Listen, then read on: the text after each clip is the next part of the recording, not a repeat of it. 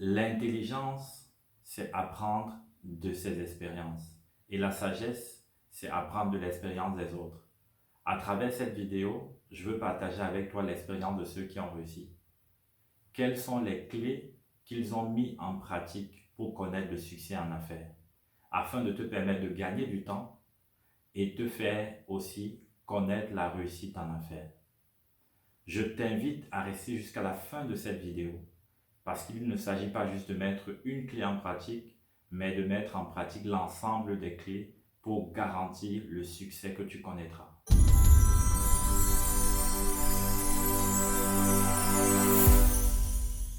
Bonjour, je m'appelle Alain Patrice, cofondateur et dirigeant de plusieurs entreprises à succès en Afrique et en Europe. À travers cette plateforme, je veux partager avec toi l'expérience que j'ai, les principes que j'ai mis en application, les réussites et aussi les échecs, du moins tout ce qui m'a permis de réussir en affaires. Afin que toi aussi, tu puisses tirer des leçons de mon expérience, que tu puisses mettre en pratique les mêmes principes que j'ai mis en application et que tu puisses connaître le succès en affaires. Je t'invite à faire deux choses. La première des choses, c'est de t'abonner, c'est de cliquer sur la cloche de notification. La deuxième des choses, c'est de télécharger un extrait gratuit de mon livre « Trouver le bon associé ». Je suis convaincu que ce livre te permettra de gagner du temps et te permettra de faire des choix qui propulseront tes affaires dans une autre dimension.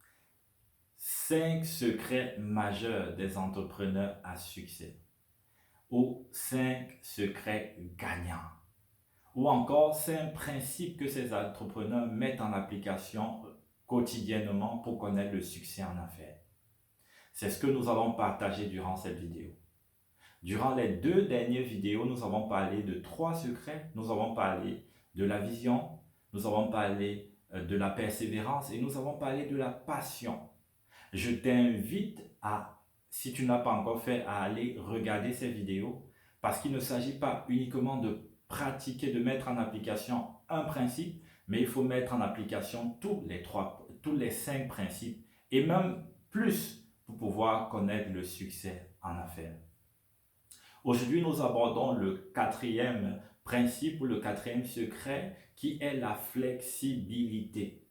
La flexibilité te permet de t'adapter en situation difficile. La flexibilité te permet de facilement te retourner, de te réinventer dans un contexte de crise. Ce qu'il faut savoir, c'est qu'en affaires, il y a des situations difficiles, il y a des cas difficiles. En fait, je ne connais pas d'entrepreneurs qui ne connaissent pas de situations difficiles dans le cadre de ces entreprises ou de ces projets. Alors, il faut être préparé à cela. Et se préparer à cela, c'est développer la flexibilité.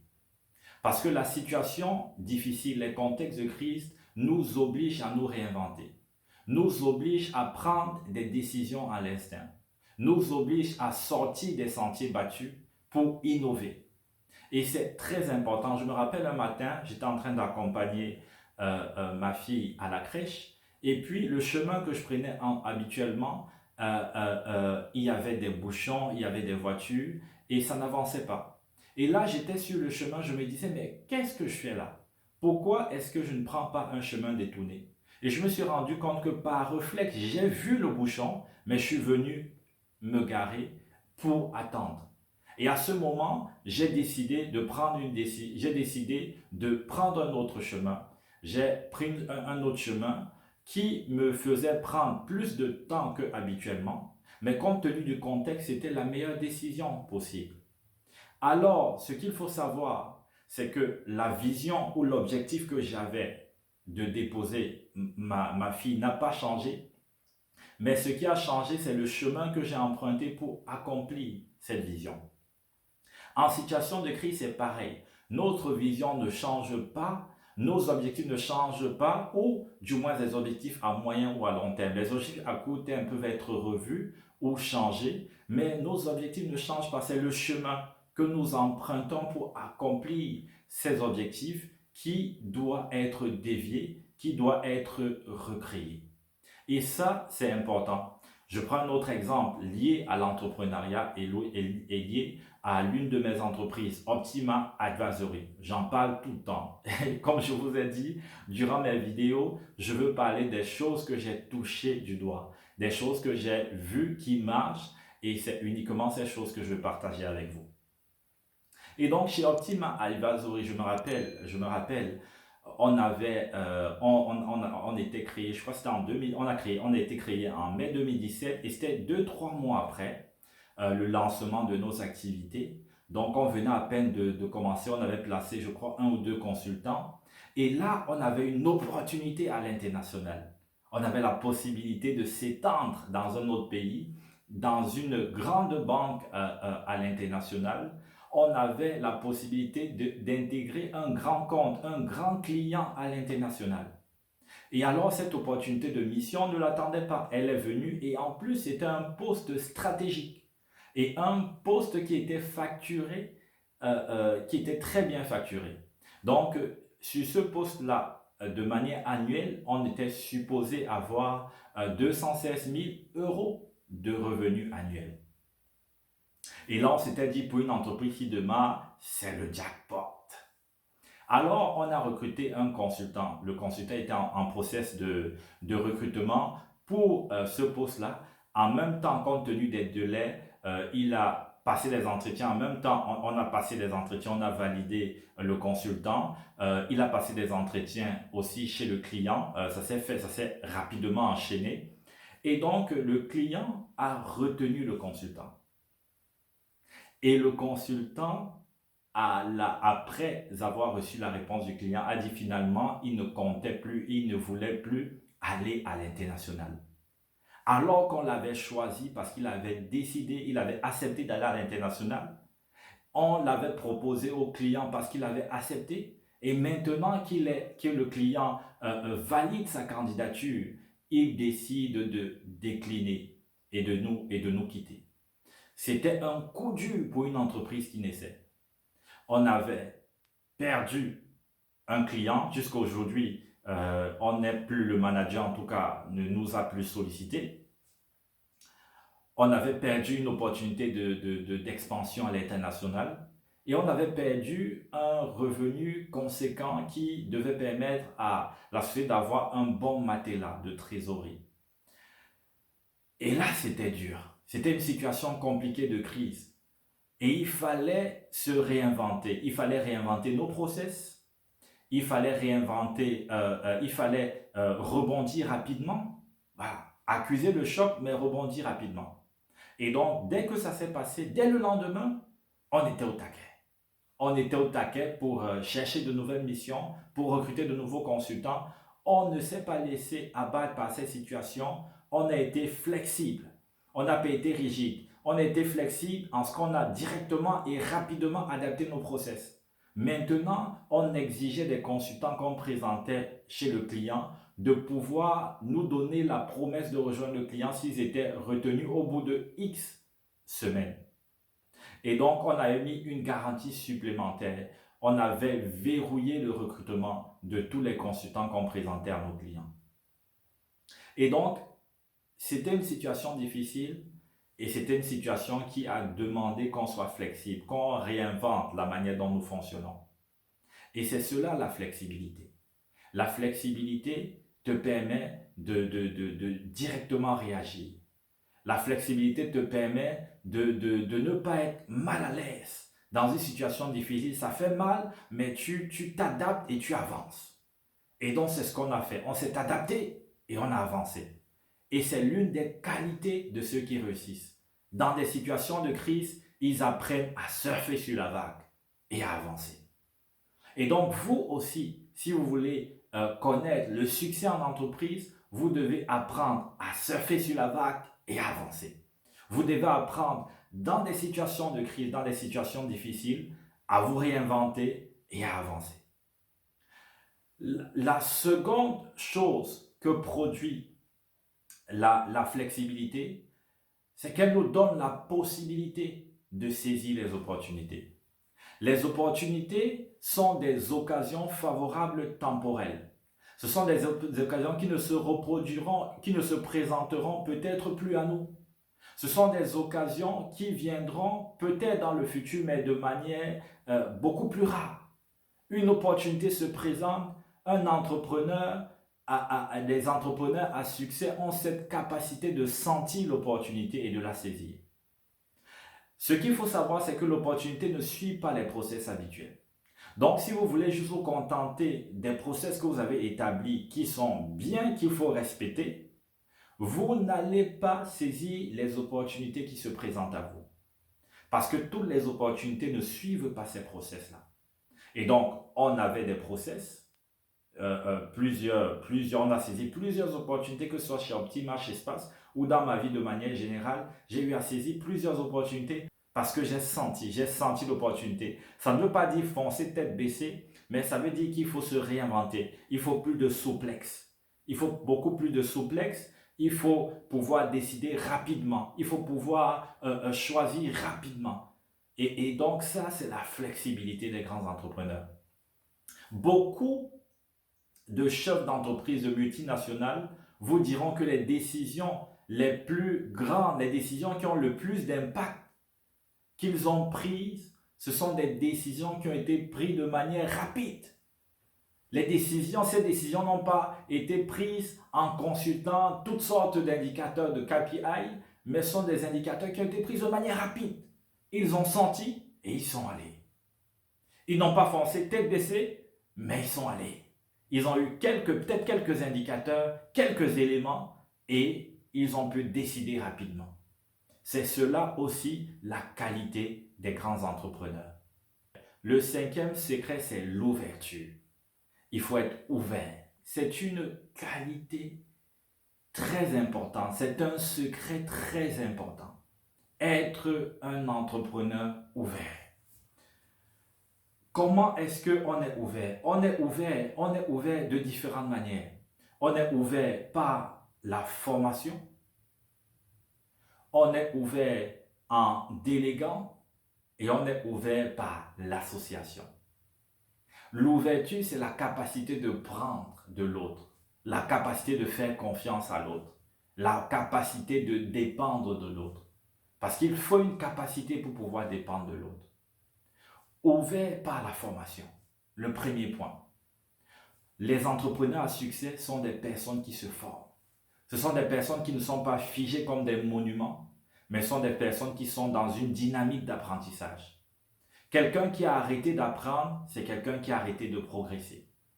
Et donc les entrepreneurs à succès se forment régulièrement. Vous allez voir que, prenons l'exemple de Mark Zuckerberg de Facebook. Si vous revoyez ses vidéos il y a de cela quelques années, vous allez vous rendre compte qu'il était timide, il avait du mal à s'exprimer en public. Ça veut dire qu'il n'était pas l'entrepreneur abouti qu'il est aujourd'hui. Ça veut dire qu'il a travaillé sur cet aspect. Il a dû être coaché, il s'est formé et il est devenu celui que vous connaissez aujourd'hui. Tous ces entrepreneurs, Steve Jobs avant sa mort n'était pas le Steve Jobs de 15 ans ou au tout début de Apple. Il a dû se former, il a dû apprendre, il a dû progresser. Un entrepreneur, c'est un humain. Et qui dit humain dit imperfection. Ça veut dire que c'est quelqu'un qui est imparfait, qui doit constamment se former pour s'améliorer.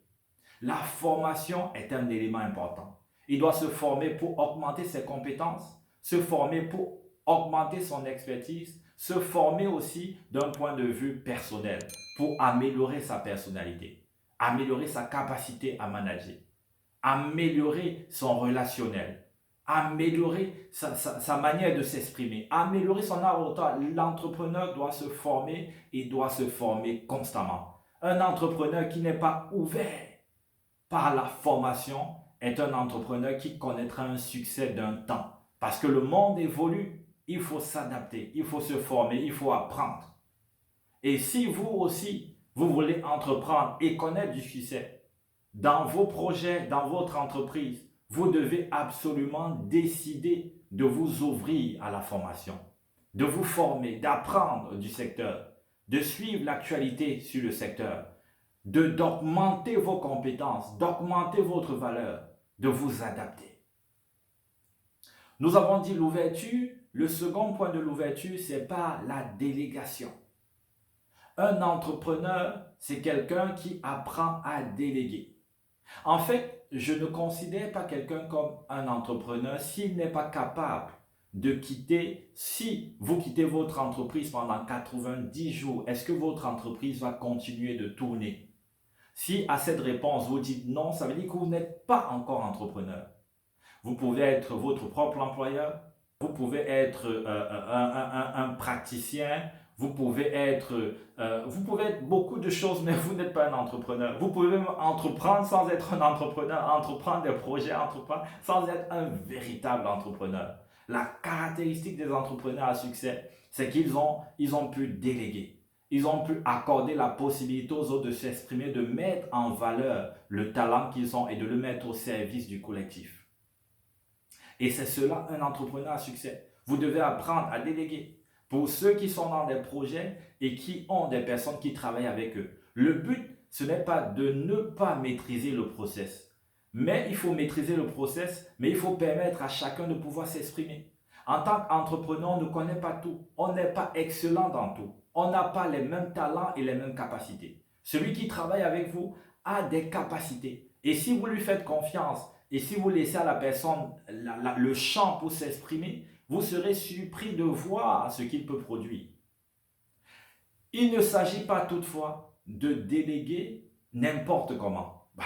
Il faut déléguer progressivement selon la confiance que vous avez en la personne. Et cette confiance, elle est graduelle, elle se mérite. Vous déléguez, vous voyez comment la personne répond et au fur et à mesure, vous déléguez. Ça permet non seulement de vous décharger, ça permet à la personne de s'exprimer et ça permet à l'entreprise d'être autonome et de grandir. Maintenant, l'ouverture, le troisième point, c'est l'ouverture par l'association. Un entrepreneur, c'est quelqu'un qui accepte l'idée de s'associer. Je connais beaucoup de personnes dans mon pays natal, qui est le Cameroun, qui sont des entrepreneurs, entre guillemets, mais qui ne sont pas ouverts à l'association. Et c'est pourquoi vous voyez une entreprise avec beaucoup de potentiel, mais qui ne reste qu'à un niveau local. Parce que la personne qui a la tête a une vision réduite de l'entrepreneuriat. Et donc cette vision réduite empêche à la personne de traverser un cap, de traverser une dimension. Beaucoup sont des commerçants, mais peu sont des entrepreneurs. Parce qu'un entrepreneur, c'est quelqu'un qui est ouvert à l'association. L'association apporte beaucoup à une entreprise. L'association apporte des idées nouvelles, des idées neuves. L'association permet de partager les responsabilités. Ça veut dire que l'on a plus de force. Il y a plus de temps qu'on investit dans le projet. Il y a plus d'énergie qui est mise. Il y a un partage de responsabilités. L'association permet également un partage du risque et un sauvegarde de ton patrimoine. Par exemple, si votre projet nécessite 20 000 euros et que 20 000 euros et que vous prenez un associé, peut-être qui a, je ne sais pas, 50%, vous allez mettre 10 000 euros, il va mettre 10 000 euros. Ça veut dire que vous êtes en risque sur 10 000 et non sur 20 000. Et malheureusement, ce que beaucoup font, c'est qu'il a un projet qui nécessite 20 000 euros de capital, mais comme il ne veut pas s'associer et comme il n'a que 10 000 euros, il décide de lancer le projet avec 10 000 euros et il s'étonne après que ça ne marche pas. L'effort qui devait être mis au niveau de la production, de la préparation du service ou de produit, il n'a pas suffisamment de moyens. L'effort qui devait être mis au niveau de la communication, il n'a pas suffisamment de moyens. Alors il n'atteint pas le point qui permet à son entreprise de décoller. Pourquoi? Parce qu'il n'a pas suffisamment de fonds, il n'est pas ouvert. Il n'est pas ouvert à l'association. Si vous voulez être un entrepreneur à succès, vous devez comprendre que s'associer est une bonne chose. Mais il faut s'associer à la bonne personne. C'est pourquoi je profite pour vous inviter encore à télécharger l'extrait de mon livre sur Trouver le bon associé. Parce que le bon associé va vous permettre de gagner du temps, va vous permettre d'aller plus loin, d'aller plus haut dans votre projet. Et vous devez trouver ce bon associé. Donc pour télécharger le livre, n'oubliez pas, cliquez sur le lien dans la barre de notification et vous allez recevoir un extrait gratuit de mon livre. Et donc, nous voilà à la fin de notre série. C'est finalement une mini-série puisque ça s'est fait en 3 vidéos. Les 5 secrets gagnants des entrepreneurs à succès. J'espère que vous avez aimé. Et si c'est le cas, je vous invite à laisser un commentaire, de vous laisser un commentaire. Je vous invite également à partager massivement cette vidéo. Je pense qu'il y a des personnes de votre réseau qui ont besoin d'entendre ce que vous avez entendu aujourd'hui.